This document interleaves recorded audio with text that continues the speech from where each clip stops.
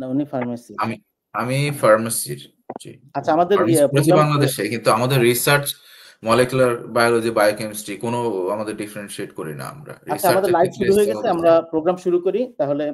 আহ, প্রবাসী সংহতির আয়োজনে ফ্যাসিবাদ পরবর্তী বাংলাদেশের শিক্ষা ব্যবস্থা এবং সংস্কার ভাবনা নিয়ে আজকের আলোচনায় সবাইকে স্বাগতম। আজকে আমাদের সাথে আছেন ফিরোজ আহমেদ, রাজনৈতিক পরিষদ সদস্য, গণসংহতি আন্দোলন। ফিরোজ ভাই আমাদের জেনারেশনের অন্যতম জ্ঞানী গুণী মানুষ এবং বাংলাদেশের রাজনীতির একজন একনিষ্ঠ কর্মী। আরো আছেন রাকিবুল হাসান, সহযোগী অধ্যাপক, pharmaceutical science, মার্সার university. Rakib recently প্রায় $4 মিলিয়ন গবেষণার ফান্ডিং পেয়েছেন।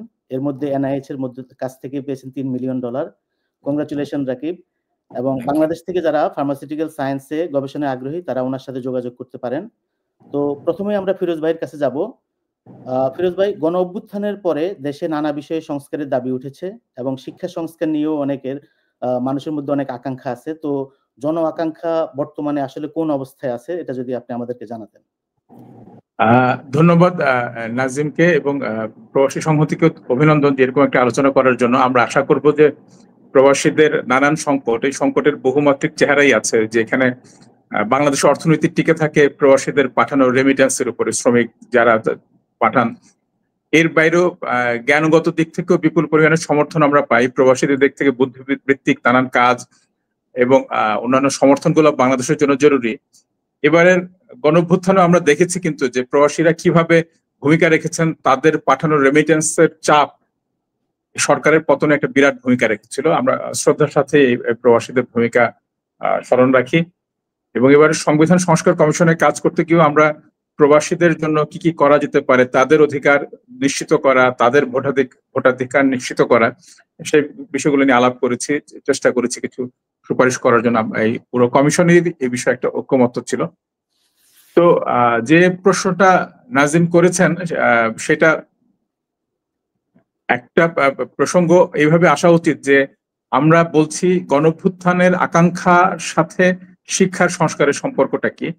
এটা আসলে একটা খুব গুরুত্বপূর্ণ প্রশ্ন। শিক্ষা এমন একটা বিনিয়োগ বলে এটাকে ছোট করা উচিত না। বিনিয়োগ বলতে আমরা বুঝি যে কোনো একটা বাণিজ্যে বা কোনো একটা কিছুতে বিনিয়োগ করছি এবং তার হাতে হাতে তার লাভ পাচ্ছি, কিন্তু শিক্ষা আসলে একটা অনেক উচ্চতর এবং গভীর এবং একটা অসাধারণ ধরনের একটা বিনিয়োগ, যেটাতে কোনো ব্যক্তি কিংবা অল্প কিছু মানুষ উপকৃত হয় না, গোটা সমাজের একটা রূপান্তর হয়।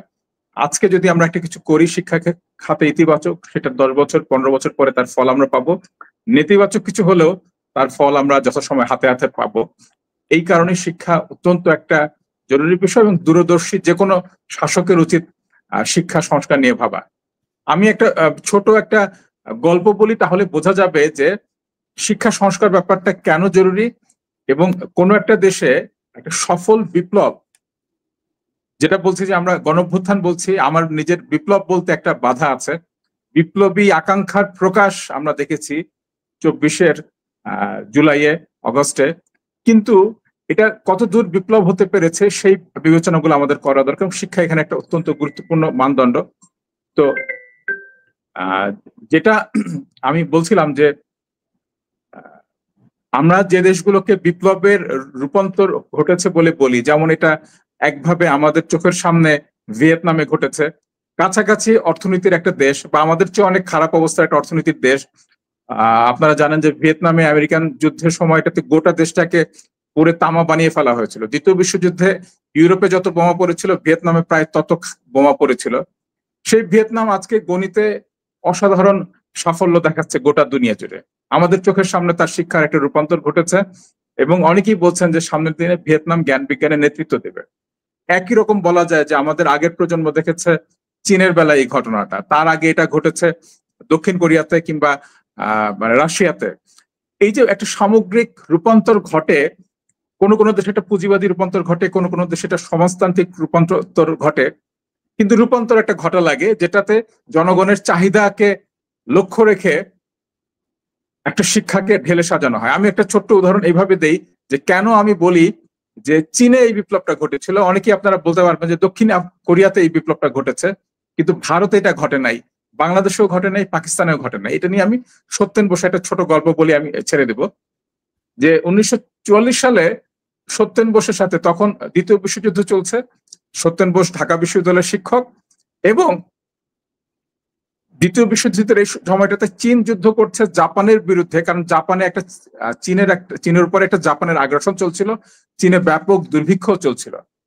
তো ডক্টর চ্যাং বলে একজন মানুষ, তিনি কলকাতায় সত্যেন বোসের সাথে যোগাযোগ করলেন, এবং সত্যেন বোসের স্মৃতিকথা থেকে আমি বলছি তার কাহিনীটা। এই চীনা বিজ্ঞানী রসায়নবিদ, তিনি গোটা দুনিয়া ঘুরে ঘুরে বেড়াচ্ছেন সহজ কি কি পুষ্টি চীনের শিশুদের জন্য পাওয়া যেতে পারে। তিনি দক্ষিণ আফ্রিকায় গিয়েছেন, তিনি আরো 3-4টা দেশ ঘুরে তারপরে তিনি কলকাতায় এসছেন। কলকাতা বিশ্ববিদ্যালয় তখন একটা বেশ নামী বিশ্ববিদ্যালয়, সত্যেন বোসের সাথে তার যোগাযোগ। সত্যেন বোস তাকে বললেন যে সত্যেন বোসের ছাত্র ডক্টর কালীপদ বসু, তিনি ঢাকা বিশ্ববিদ্যালয়ের জৈব রসায়ন গবেষণা কেন্দ্র, সেখানে সালফোনামাইড নিয়ে গবেষণা করছেন, এবং তখন এটাকে আসলে একটা যুগান্তকারী গবেষণা বা উদ্ভাবন হিসাবে বিবেচনা করা হতো। তো এখন এই চীনের এই বিজ্ঞানী খুব অবাক হচ্ছেন যে এটা তার কাছে খুব আশ্চর্য লাগছে যে ঢাকা বিশ্ববিদ্যালয়, যে ঢাকা শহরের তিনি নাম শোনেন নাই, সে ঢাকা বিশ্ববিদ্যালয়ে এরকম গুরুত্বপূর্ণ একটা গবেষণা করছেন ডক্টর কালীপদ বসু। তো তিনি ট্রেনে করে ঢাকা আসছেন, এসে কালীপদ বসুর কাছে শিখছেন এই পুরো জিনিসটা, এবং সত্যেন বোস সেই পুরো প্রক্রিয়াটা একটা বর্ণনা করছেন। এবং সত্যেন বোস বলছেন যে আমার চীনের জন্য একটা মায়া লাগলো। মায়ার ব্যাপারটা হচ্ছে এই যে চীন একটা প্রাচীন সভ্যতা, ভারতবর্ষ একটা প্রাচীন সভ্যতা, কিন্তু ব্রিটিশ সাহচর্য থেকে আমরা ভারতীয়রা এতটা অগ্রসর যে ঢাকা শহরেও রসায়ন বিজ্ঞানের অগ্রগতি চীনের চাইতে বেশি। এটা উনি বললেন যে 44 সালে, তখন সেদিন তার একটা গর্বের অনুভব হচ্ছিল। কিন্তু 65 সালে যখন চীন এবং ভারতের যুদ্ধ লাগলো, তখন সত্যেন বোস এই 44 সালের তার এই স্মৃতিটা স্মরণ করছেন এবং বলছেন যে 65 সালের যুদ্ধে ভারত যখন চীনের কাছে একদম পর্যুদস্ত হলো, সম্পূর্ণভাবে হেরে গেল, তখন সত্যেন বোস উপলব্ধি করলেন যে চীনে একটা কিছু ঘটেছে, তার একটা বিরাট বিপ্লব করেছে শিক্ষা ক্ষেত্রে, বিজ্ঞানের ক্ষেত্রে এবং প্রযুক্তির ক্ষেত্রে, সমাজের চাহিদার সাথে মিলিয়ে একটা বিরাট রূপান্তর কিছু একটা করেছে যেটা ভারত পারে নাই। সেই কারণে ভারতের কাছে মানে চীনের কাছে ভারতেরই পরাজয়। এখন এটা শুধু আমার কাছে শুধু একটা ভারত আর চীনের পার্থক্যের ব্যাপার না, আপনারা একই জিনিস খেয়াল করবেন যে কোনো দেশ একটা রূপান্তরের প্রক্রিয়ার মধ্যে দিয়ে যায়। আমরা পৃথিবীতে সেরকম যতগুলো দেশকে দেখেছি, সে তার দেশের এক একটা সংকটকে চিহ্নিত করে এবং সেই সংকটগুলোকে কিভাবে, যেমন সত্যেন বোস বলছেন যে ব্রিটিশের সাথে আমার 200 বছরের সম্পর্ক, ফলে আমি তার কাছে প্রযুক্তি বিষয়ে অনেক অগ্রসর হচ্ছি ব্রিটিশের সাথে সম্পর্কের কারণে। সত্যেন বোস দেখতে পেলেন ব্রিটিশের সাথে সম্পর্কটা আসলে ব্রিটিশ স্বার্থ এবং ভারতের উচ্চ শ্রেণীর স্বার্থের সাথে যেটুকুন বিজ্ঞান দরকার, যেটুকুন শিক্ষা দরকার, সেটুকুনি ঘটছে। ওই গোটা জনগোষ্ঠীর স্বার্থের অনুপাতে শিক্ষার বিকাশটা ঘটছে না। তো আমি বলবো যে এই জায়গা থেকে আমাদের বিবেচনা করা দরকার। আমার ধারণা যে ডক্টর রাকিব আমাদেরকে এই বিষয়ে খুবই হেল্প করতে পারবেন, সাহায্য করতে পারবেন, যে আসলে আমাদের দেশে শিক্ষার ক্ষেত্রে, বিশেষ করে বিজ্ঞান শিক্ষার ক্ষেত্রে কি কি জায়গাতে আমাদের হাত দেওয়া দরকার এবং কি কি রূপান্তর আসলে করা দরকার, সেটার একটা রূপরেখা আমাদের সবাইকে মিলে, শুধু বিজ্ঞানের মানুষদের না, সবাইকে মিলে বের করতে হবে। ধন্যবাদ। থ্যাংক ইউ ফিরোজ ভাই, আপনার কথা আসলে আমার একটা ঘটনা মনে পড়ে গেল যে আপনি বলছেন যে 65 সালে যে ঘটনাটা ঘটেছে, যে চীনে ব্যাপক পরিবর্তন হয়েছে। তো একটা উদাহরণ আমি বলতে পারি, সেটা হলো যে সে সময় কালাজ্বর হয়েছিল চীনে। তো কালাজ্বর হওয়ার কারণে মাও জেদং যেটা করলেন যে উনি বিজ্ঞানীদেরকে নির্দেশনা দিলেন যে পুরাতন নথিপত্র খুঁজে বের করো যে কালাজ্বরের কি সমাধান করা যেতে পারে। তখন যে বিজ্ঞানী একজন মহিলা, ওনার নামটা আমি এই মুহূর্তে মনে করতে পারতেছি না, তো উনি পুরা 2000 বছর পুরানো একটা ট্র্যাডিশনাল মেডিসিন থেকে একটা ড্রাগ কম্পাউন্ড বের করলেন, আর্টিমিসিনিন, এবং যেটা পরে 2015 সালে ওইটা নিয়ে নোবেল পুরস্কার পেয়েছেন তারা। তো দেখা গেল যে মানে এই যে ট্র্যাডিশনাল থেকে মেডিসিনাল প্ল্যান্ট থেকে এই যে বের করে আনা, এবং সেটা অনেকদিন আনঅ্যাপ্রিসিয়েটেড ছিল, এবং আর্টিমিসিনিন পরে দেখা গেল যে আর্টিমিসিনিনের অনেক আরো ডেরিভেটিভ তৈরি হয়েছে। তো এই ব্যাপারটা হলো যে আসলে আমাদেরকেও আসলে যে পরম্পরা বা ট্র্যাডিশন এবং মানে নিজস্ব ঐতিহ্যের দিকেও তাকাইতে হবে। আসলে আমরা যদি ভালো কিছু করতে চাই, নিজেদেরকে আসলে সেলফ এস্টিমটাও বাড়ানোর দরকার আছে, এবং সেটা আসবে হলো এবং বিজ্ঞান, গবেষণা এবং শিক্ষার মাধ্যমে। তো আমরা রাকিবের কাছে যাই।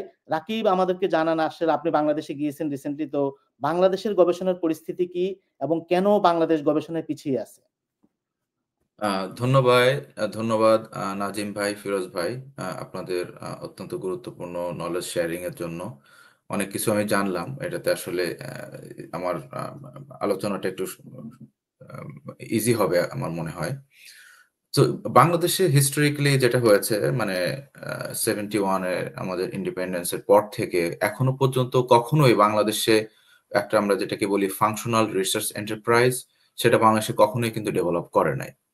হ্যাঁ, তো শুরুতে আমাদের দেশে ফান্ডিং এর যে সংকুলান সেটার একটা অসুবিধা ছিল।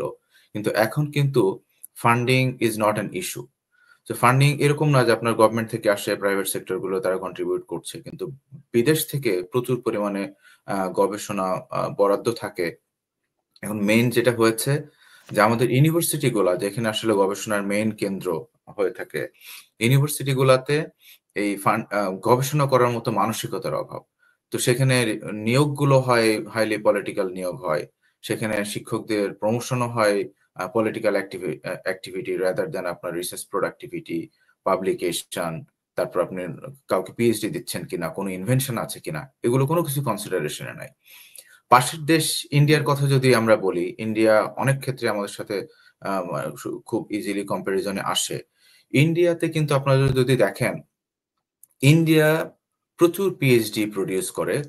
তারা ওইখানেই তারা পোস্ট ডক্টরাল ট্রেনিং দেয়। তারপরে তারা এই সায়েন্টিস্ট গুলোকে এক্সপোর্ট করে everywhere in the world, including আপনার আমেরিকা, ইংল্যান্ড, অস্ট্রেলিয়া, বড় বড় সমস্ত ডেভেলপ কান্ট্রিতে। তারা যদি পারে, আমরা কেন পারি না? আমাদের না পারার মেইন কারণ হলো পলিটিক্স এবং আমাদের মানসিকতার অভাব।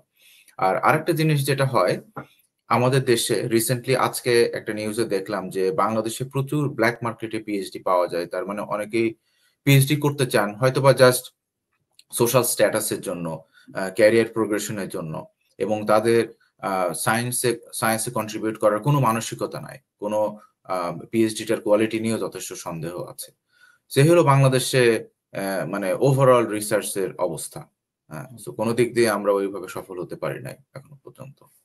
আচ্ছা, থ্যাংক ইউ রাকিব। তো আমি ফিরোজ ভাইয়ের কাছে যাব। ফিরোজ ভাই, আমরা বাংলাদেশে ধরেন একটা গণ অভ্যুত্থান হলো এবং সংস্কার নিয়ে অনেক কথাবার্তা হচ্ছে, এবং বাংলাদেশে আমরা দেখা গেল যে বিজ্ঞান ভিত্তিক শিক্ষা, অনেকগুলি বিজ্ঞান ও প্রযুক্তি বিশ্ববিদ্যালয় আছে। বিজ্ঞানের কথা আমরা বলি, অনেকে বৈজ্ঞানিক সমাজ ব্যবস্থা চালু করার কথা বলেন। সেই জায়গায় আমরা কি আসলে বিজ্ঞানকে সেভাবে মূল্যায়ন করি? কারণ আমি যে কারণে বলছি, এই যে গণ অভ্যুত্থানের পরে একটা সরকার গঠন হলো, সেখানে 18 জন উপদেষ্টা নিয়োগ হয়েছে এই পর্যন্ত। এর মধ্যে মাত্র একজন দেখা গেল যে বিজ্ঞান ভিত্তিক, বা ডক্টর বিধান রায়। উনি কি বিজ্ঞানের কারণে গেছেন না মাইনরিটি কোটা থেকে আসছেন, আই ডোন্ট নো। কিন্তু দেখা গেল যে আমরা বিজ্ঞানীদেরকে মূল্যায়ন করতেছি না। এবং আপনি যদি দেখেন সোশ্যাল মিডিয়াতে একটা মিম ঘোরাঘুরি করে, ডক্টর আবেদ চৌধুরী, উনি বলছেন যে আমি পঞ্চব্রীহি ধান আবিষ্কার করছি, মানে একই সাথে 5টা ধান হয়, বাকি একটা উচ্চ ফলনশীল ধান। তো উনি বলছেন যে তারপরও আমি বাংলাদেশে বুদ্ধিজীবী না, কিন্তু আমি যদি কবিতা না লিখি আমি বাংলাদেশে বুদ্ধিজীবী হতে পারবো না। তো আপনি এই আলোচনাটাকে কতটুকু যৌক্তিক মনে করেন যে বাংলাদেশে দেখা গেল যে হিউম্যানিটিস থেকে না আসলে সে দেখা গেল যে লাইমলাইট পাওয়ার সম্ভাবনা খুবই কম, এমনকি আমরা এই যে সংস্কার বা ইয়েতে আমাদের উপদেষ্টাদের মধ্যে থেকে যেটা দেখলাম। তো এই ব্যাপারে আপনি যদি একটু মন্তব্য করতেন। না মানে আমি যেটা বলবো যে যেটা আসলে ডক্টর বিধানচন্দ্র রায় যার কথা বললেন পোদ্দার, উনি যথেষ্ট যোগ্য একজন মানুষ, এবং আপনি যদি দেখেন যে তার অনেক বিষয়ে, মনস্তিত্ব বিষয়ে তার খুবই মৌলিক কাজ আছে, এবং তাকে আমি যথেষ্ট শ্রদ্ধা করি। শিক্ষার দায়িত্বে এতদিন যিনি ছিলেন ডক্টর ওয়াহিদুদ্দিন মাহমুদ, তিনি একজন খুবই কৃতি একজন অর্থনীতিবিদ, এবং তার সময়টার যে দুঃখজনক অংশটা যেটা গেল সেটা হচ্ছে যে একটা চাপের মধ্যে তাকে পার হতে হয়েছে, যে বিপুল পরিমাণে টেক্সট বই ছাপা, সেগুলো ছাপার কারখানায় নানান ষড়যন্ত্র, কাগজ আটকে রাখা, নানান ভাবে অন্তর্ঘাত চালিয়ে তাকে তার কাজগুলোকে বন্ধ রাখা ইত্যাদি খুব জটিল একটা সময় তাকে পার হতে হয়েছে। কারণ শিক্ষায় যে মৌলিক রূপান্তর করার কাজে খুব বেশি সময় তিনি দিতে পারেননি। মূল চ্যালেঞ্জটা তার জন্য ছিল এই জরুরি পরিস্থিতির একদম সবকিছু ভেঙে চুরে গেছে। এবং আপনারা জানেন যে টেক্সট বুক ছাপার কাজে এক ধরনের খুবই ষড়যন্ত্রমূলক একটা চক্র ছিল যারা এটা থেকে বিপুল মুনাফা করত, এবং সেই টেক্সট বইগুলোকে সংস্কার করা, সেই বিপুল কাজটাও তাকে করতে হয়েছে। আর নতুন যিনি দায়িত্ব আসছেন, আমার ধারণা যে তিনিও একজন যোগ্য মানুষ, ডক্টর আবরার চৌধুরী। তিনি যোগ্য মানুষ এবং বাংলাদেশে মানবাধিকার প্রতিষ্ঠায় তার ভূমিকা বিশাল। রোহিঙ্গা বিষয়ে তিনি একজন বিশেষজ্ঞ। আমার ধারণা যে শিক্ষা বিষয়ে উনি মানে তার যোগ্যতা এবং সক্ষমতা আছেন যে একটা দূরদর্শী কিছু কাজ করে রাখার। কিন্তু আমি জানি না যে এইটা ব্যক্তিগত যোগ্যতার বিষয় আসলে কতখানি বাস্তবতা পারমিট করছে, বাস্তবতা কতখানি সুযোগ করে দিচ্ছে। এবং এই ক্ষেত্রে আসলে ব্যক্তিগত যোগ্যতার পাশাপাশি যে রূপান্তরকারী শক্তিটা ক্ষমতায় আছে তার রূপান্তরের আকাঙ্ক্ষা কতটুকু সেটা দেখা দরকার। এটার কিছু প্রমাণ বা কিছু মানে দৃষ্টান্তে বোঝা যাবে সামনের দিন আমরা কি করব। তার উপরে একটা বড় চ্যালেঞ্জ হবে যে দেখেন যে আমাদের শিক্ষার বাজেট অত্যন্ত কম, পৃথিবীর মধ্যে অত্যন্ত সবচেয়ে কমগুলোর একটা। আমাদের জিডিপি অনুপাতে আমাদের কমে, আমাদের চেয়ে কম মাত্র কয়েকটা দেশ আছে যাদের আর্থিক অবস্থা বা সামাজিক অবস্থা আমাদের চাইতে বহুগুণ খারাপ। ফলে এটা একভাবে প্রমাণ হবে যে আমাদের অন্তর্বর্তী সরকার তার প্রথম যে বাজেট দিতে যাচ্ছে অচিরেই, সেইখানে তারা শিক্ষাক্ষেত্রে কি ধরনের বরাদ্দ করছে। আগের মতোই তারা আমলাদের জন্য, সেনাবাহিনীর জন্য, অন্যান্য ক্ষেত্রগুলোর জন্য এটা বরাদ্দ প্রধান অংশটা রাখবে, নাকি শিক্ষা খাতে ইতিবাচক বরাদ্দ তারা রাখবে? এটা খুব গুরুত্বপূর্ণ একটা প্রশ্ন। ফলে এটা আমরা দেখতে চাইবো যে অন্তর্বর্তী সরকার মানুষের একটা আকাঙ্ক্ষার প্রকাশ। তো আমরা চাইবো যে তারা একটা খুব বড় অংশের টাকা শিক্ষা খাতে বরাদ্দ করুক, যেটা ভবিষ্যতে সরকার যেটাকে কমিয়ে আনা তাদের পক্ষে খুব কঠিন হবে। মানে চাইলেই রাতারাতি তাকে একদিনে সে আবার কমায় আনতে পারবে না। যেমন এটা সে যদি 5 ভাগ বরাদ্দ করে তাহলে এটা মানে খুব বড় একটা দৃষ্টান্ত হবে। এটা একটা গুরুত্বপূর্ণ ব্যাপার এক। দ্বিতীয়ত যে জিনিসটা দেখা দরকার সেটা আমার কাছে মনে হয় যে বাংলাদেশে টাকা বরাদ্দ করাটাই বড় বিষয় না। বরাদ্দটা করা হয় খুবই আমলাতান্ত্রিক একটা প্রক্রিয়া। এবং বাংলাদেশে যারা শিক্ষকতা এবং গবেষণার সাথে যুক্ত থাকেন, যারা কৃষিবিদ এবং কৃষি বিষয়ে গবেষণা করেন, যারা রসায়নবিদ এবং রসায়ন বিষয়ে গবেষণা করেন, তাদের একটা জীবনের সংকট হচ্ছে যে এই যে একটা প্রকল্প তারা তৈরি করেন যেটার মধ্যে দিয়ে বাংলাদেশের মানুষের বিজ্ঞানের ক্ষেত্রে, প্রযুক্তির ক্ষেত্রে জনগণের কাজে লাগবে এরকম কোনো একটা কিছু আবিষ্কার, উদ্ভাবন কিংবা কোনো একটা নতুন প্রযুক্তি আনা, এই পুরো প্রক্রিয়াটা আসলে হবে কি হবে না, এটা দুইটা শক্তি নির্ধারণ করে বাংলাদেশে। একটা হচ্ছে ক্ষমতাসীন যারা মন্ত্রী উপদেষ্টা আছেন তারা, আর দুই হচ্ছে আমলাতন্ত্র। এটা কিন্তু পৃথিবীর অন্য কোথাও নাই যে আপনি একটা ওষুধ আবিষ্কার করছেন বা এটার প্রযুক্তি আপনি নিয়ে আসবেন, কিংবা আপনি একটা পশু খাদ্য কারখানা বানাবেন যেটা জনগণের হয়তো দরকার, যেটা হয়তো মাংসের দাম কমিয়ে আনবে। এই পুরো সিদ্ধান্তটা কিভাবে ঘটবে এটা যখন আমলাতন্ত্র নির্ধারণ করে, বাংলাদেশে আমলাতন্ত্রের মধ্যে আপনি প্রচুর আসলে হয়তো আমি অন্য অনেক বিষয় দেখেছি, ইংরেজি সাহিত্যে পিএইচডি করা বহু আমলা আমি দেখেছি, অর্থনীতিতে পিএইচডি করা বহু আমলা আমরা দেখেছি, যার এটা কোনো কাজে লাগবে না। হয়তো রসায়নেও পিএইচডি করা আমলা আছেন, কিন্তু বিশেষজ্ঞদের মধ্যে আমরা দেখি যে এই একটা ফান্ড পেতে, গবেষণা পেতে, একটা বৃত্তি পেতে তাদের কি কষ্ট করতে হয়, এবং বহু ক্ষেত্রে তারা এটা পান না। তো বাংলাদেশে এরকম একটা অবকাঠামো তৈরি করা দরকার। এই কাজটা যদি তারা করতে পারেন এবং এটা যদি আমলাতন্ত্রের হাত মুক্ত, মানে সেখানে আসলে সচিব, যুগ্ম সচিব বা উপসচিবদের দাপট থাকবে না, এটা বিশেষজ্ঞরা নির্ধারণ করবেন। এবং দেশি বিদেশি একটা মানে প্রবাসী বিজ্ঞানী এবং দেশি বিজ্ঞানী তাদের একটা যৌথ সহযোগিতার মধ্যে দিয়ে এটা গড়ে উঠবে, এরকম জিনিস আমাদের দরকার। এটা তারা করতে পারেন কিনা এটা একটা পরীক্ষা হবে। এক। দুই, উচ্চশিক্ষার দিকে আমরা খালি তাকাই, কিন্তু আমরা যদি ভাবি বিজ্ঞানে যদি একটা রূপান্তর আনতে হয় তাহলে গোটা দেশের শিক্ষা ব্যবস্থাকে ঢেলে সাজানো দরকার। মানে একটা জিনিস মনে রাখবেন যে আমরা যদি শুধু উচ্চবিত্তদের মধ্যে বিজ্ঞান শিক্ষাকে রাখি, যেটা বাংলাদেশে এখন কিন্তু বহু গ্রামে যখন আমি যাই বাচ্চাদের জিজ্ঞেস করি যে তুমি তো ভালোই বুদ্ধিশুদ্ধি তোমার, তো তুমি বিজ্ঞান পড়ছো না কেন? মানে বিজ্ঞান অন্য কিছু পড়া খারাপ সেটা আমি বলবো না, আমি বলবো যে বিজ্ঞান কেন পড়ছে না এইটার বিষয়ে বলে যে শিক্ষক নাই, গণিত পড়াবার মতো, পদার্থবিজ্ঞান পড়াবার মতো ভালো শিক্ষক নাই।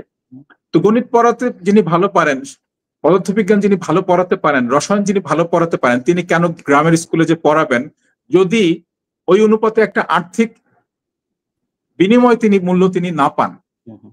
তো আপনারা যে দেশে আছেন নিশ্চয়ই অনেকগুলো দেশ ঘুরেছেন এবং দেখেছেন যে কিভাবে, এবং আমাদের অনেক প্রতিবেশী দেশও কিভাবে শিক্ষকতা পেশাটাকে লোভনীয়, লাভজনক করার চেষ্টা করে, একটা আকাঙ্ক্ষার বস্তু বানানোর চেষ্টা করে।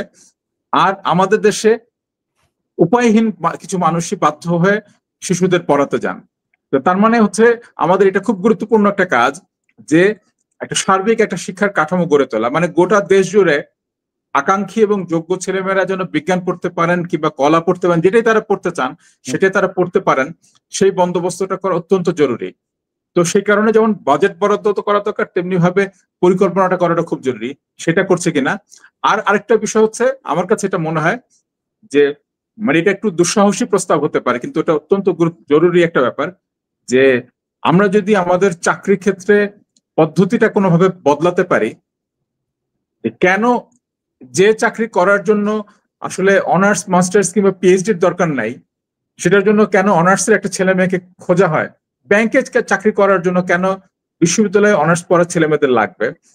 আমরা যদি ব্যবস্থাপনা বলি, নৃবিজ্ঞান বলি, সমাজবিজ্ঞান বলি, এই ধরনের বিষয়গুলোকে মানে যে কোনো পড়াশোনার বিষয়কে 18 বছর পর্যন্ত পড়াশোনার নিশ্চয়তা রাষ্ট্র দেবে।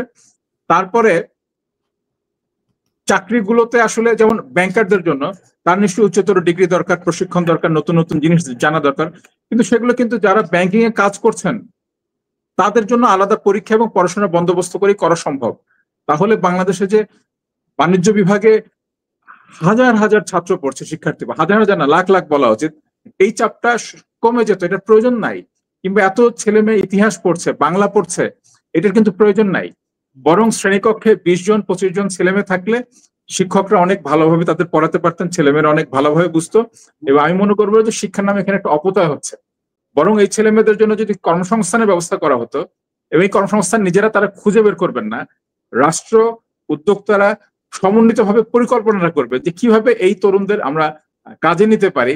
এটা আমি যেটা বলছি যে ব্যাংকেও যা হওয়া উচিত, অন্য সবগুলো খাতেও তেমন ভাবে হওয়া উচিত, যে কাজটা করার জন্য বিশেষজ্ঞ জ্ঞানের দরকার নাই, মাস্টার্স পাস করা একটা ছেলেমেয়ের দরকার নেই, সেটার জন্য আসলে উচ্চ মাধ্যমিক পাস করা একজন শিক্ষার্থীকে নেওয়া উচিত। এবং বহু দেশ আসলে তাই নেওয়া হয়, এবং সেই নেওয়ার মধ্য দিয়ে তারা ধীরে ধীরে তাদের পেশাগত জ্ঞান অর্জন করে এবং একই সাথে সে পরীক্ষা দিয়ে উচ্চ জ্ঞান অর্জন করে।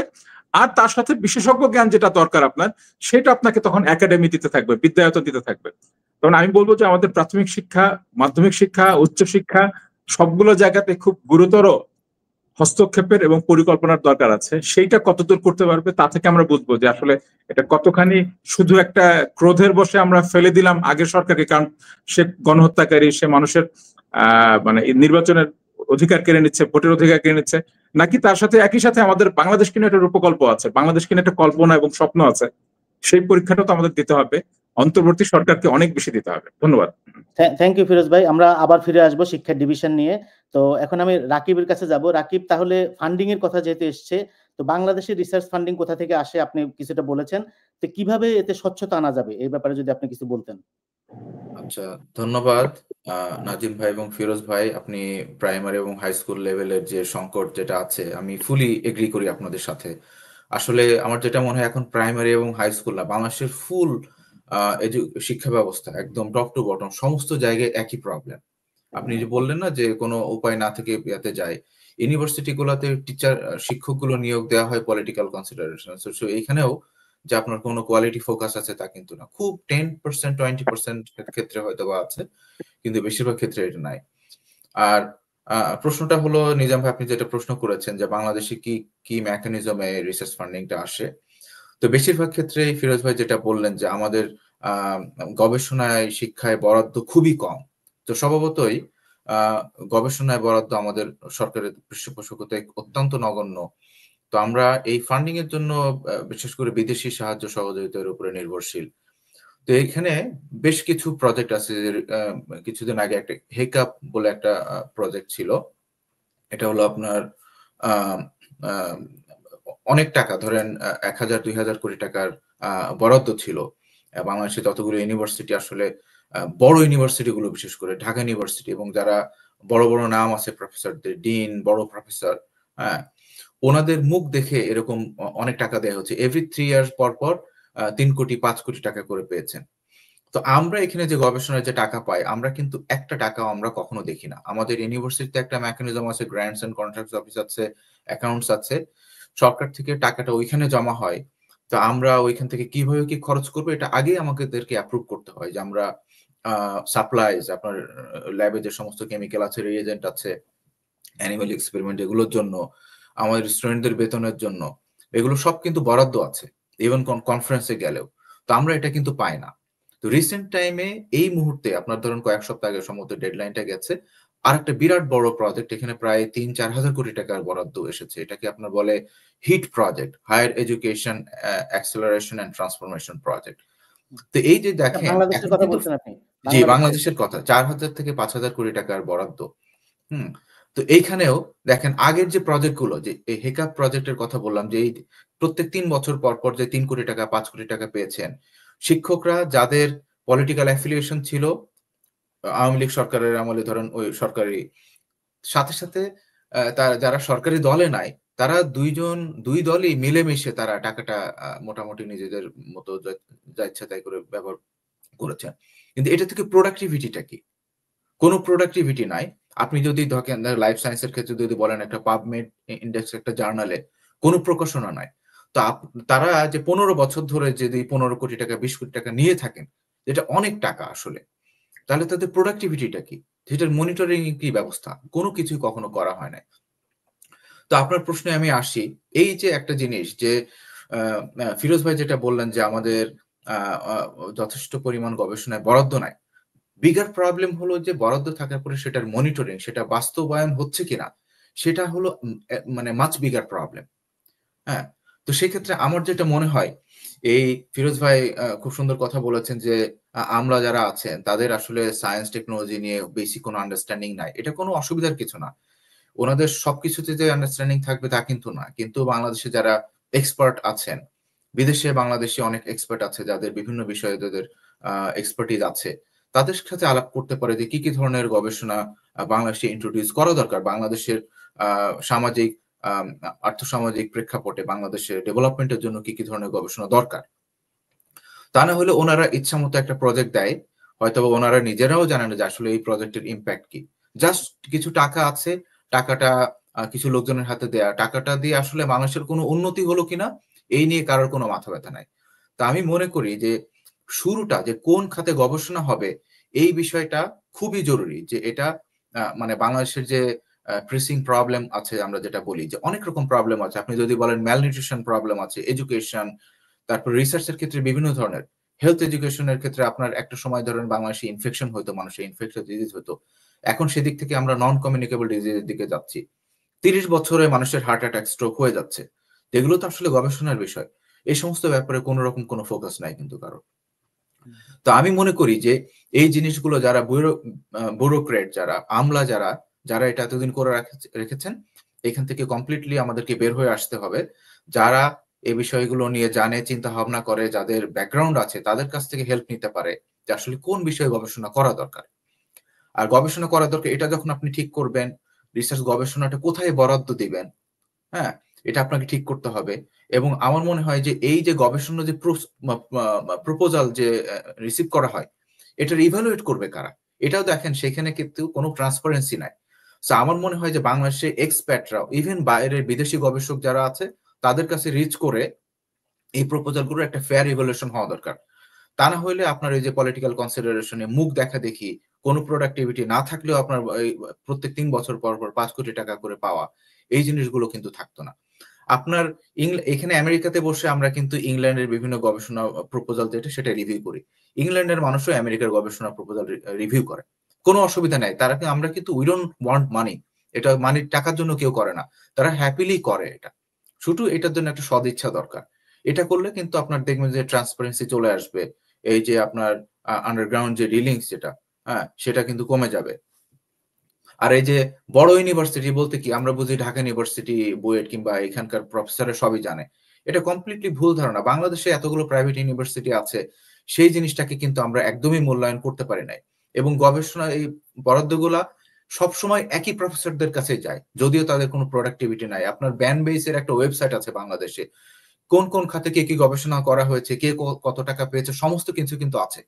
আপনি তাদের ওখানে যান, কি জেনারেট করেছে, আপনি দেখবেন ওখানে ফাঁকা। এটা তো আনএক্সেপ্টেবল, তাই না? সো এটা একটা জিনিস। আর তো এখানে আমাদের এই জিনিসটা ট্রান্সপারেন্সি ইন্ট্রোডিউস করা উচিত যে যারা টাকা পেলেন, গবেষণার টাকা, তারা ওটা কি খাতে ব্যবহার করলেন, কি পাবলিকেশন হয়েছে, প্রথম কনসিডারেশন সেটা।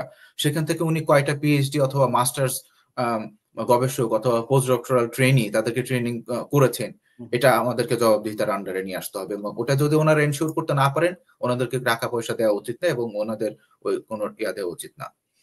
আরেকটা জিনিস আমি যেটা মনে করি, বাংলাদেশে BCSIR আছে, Bangladesh council of scientific and industrial research, এটা একটা বিরাট বড় হাব। তো এইখানে সায়েন্টিস্টরা কাজ করে, এটা খুবই ভালো জিনিস, কিন্তু আমার মনে হয় এই জায়গাটাকে কমপ্লিটলি ট্রান্সফর্ম করা যেতে পারে, যে একটা রিসার্চ হাবে যেখানে খুবই ভালো গবেষণার এক্সপিরিয়েন্স আছে তাদেরকে নেওয়া হবে, ইনফ্যাক্ট নেওয়া হয় অনেক ক্ষেত্রে মাস্টার্স পাস নেওয়া হয়। আমার মনে হয় এটা টোটাল ওয়েস্টেজ অফ রিসোর্সেস।